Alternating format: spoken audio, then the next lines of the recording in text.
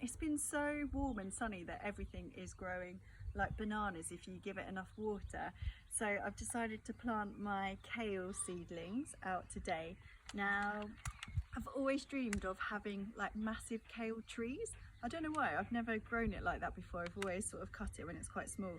So I need to give them quite a lot of space, like 50 centimetres, so that they'll grow into these giant trees of kale that I dream of. So I'm just gonna pinch some out. Now, as you can see, I didn't follow my own advice and put row markers in for where I sowed my baby leaf lettuce, but I think it comes up to about here. So I'll just put a bit of a contingency space in and start my first kale there. And then I'm gonna put the other one. So we're gonna do the old classic interspacing, like a little diamond there.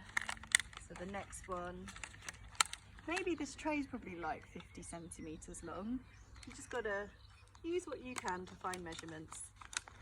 It's a bit more like 30, I reckon. You think that's more like 30? But a ruler that you had at school was 30, and that's longer than that, do you think? Oh. Okay, I'll move it back a bit. These blocks are here not for any reason. Well, they were holding polythene over the courgettes, but I hurt my shoulder, so I haven't moved them. So they're not going to help the kale. I will move them at some point. Okay, so I'll move those and those like that, and then just dig a little hole. Now this bed's quite firm because I've been walking over it a lot because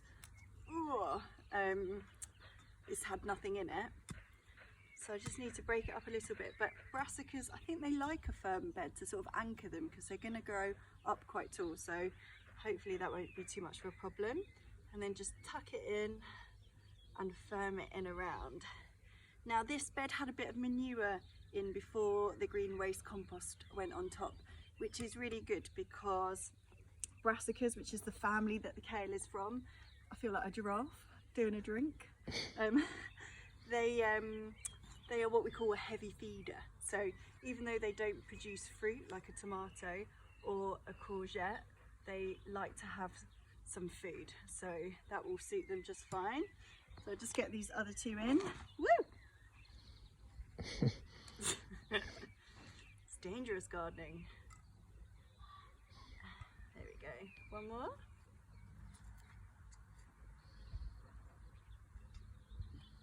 Pigeons quite like these, so hopefully they won't find out about them because there's lots of grass seed and other stuff around here that's been amusing them.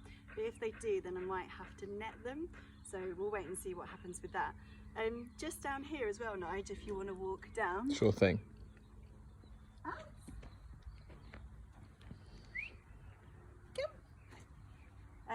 We've got some sunflowers now. Here they are. Some people grow these as little micro shoots to eat. You can eat them like that, it's quite tasty. They taste weirdly of sunflower oil, which might not be a flavour that you want to eat, but it's something strangely satisfying about it. But I'm going to try and just stick them at the end of the bed because they are the one to encourage pollinators, because in the centre of that sunflower is like hundreds of flowers and they don't die until every single little flower's been pollinated, so they're very good. Obviously it is windy and exposed up here, so I'm going to choose to put it down this end because the wind tends to come from the southwest and that might like whack it against the bit of stabilising of the rabbit wire there, so we shall see.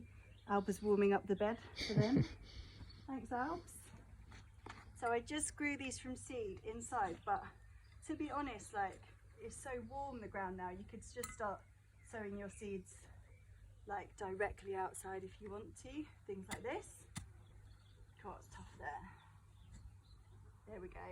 And I have to give everything like a super extra water in at the moment because it is so hot. Watering in the morning's really good, and then later in the evening you get more from it. It doesn't like evaporate from the heat of the sun as much as if you did it in the middle of the day, so that's a good thing to do. Yeah, I'll keep you posted. Great.